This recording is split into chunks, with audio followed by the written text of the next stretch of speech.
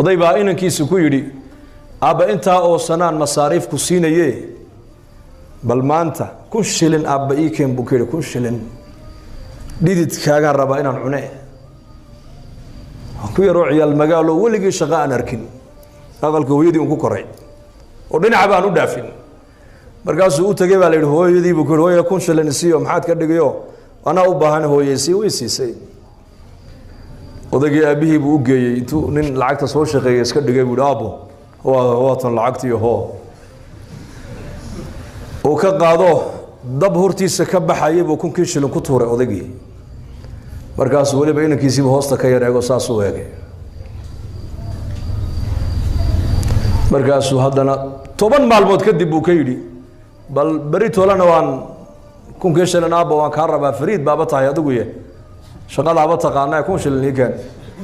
hooyadii buu ku yar wareego hooyo lacag siiyo maxaad ka dhigay oo amaan way siisay hooyo moogta hooyo macaan oo keeno oo ka qaado dabkii uu haddana ku tuuray bul maalin muddo kadib uu haddana yidhi bal maantana aabbo fariid baaba noqotee oo tago hooyo 1,000 shilin siiyo war lacagta bariyahan aad iga gurto horta halkeed geysaa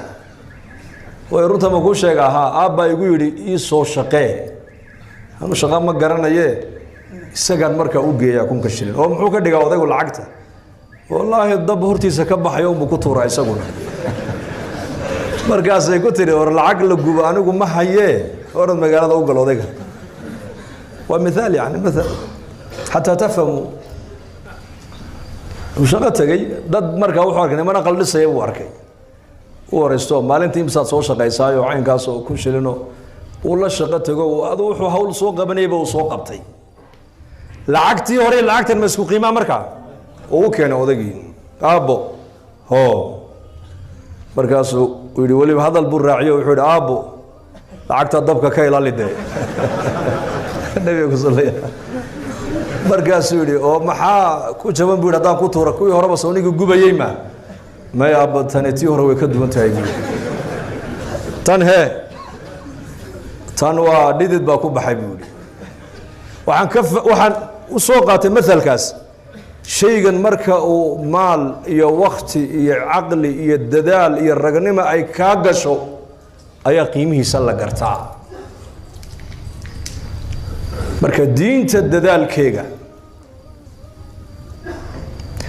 diinta oo dadka la baraa waa dadaal diineed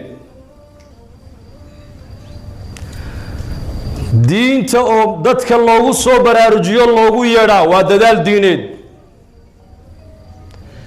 adiga lafahaantaada oo salaada jamca aad ku ilaalisaa waa dadaal reerkaaga iyo ubadkaaga oo diinta ilaahay aad ku tarbiyadaysaa kasbi xalaalana aad uga soo shaqaysaa waa jihaad waa dadaal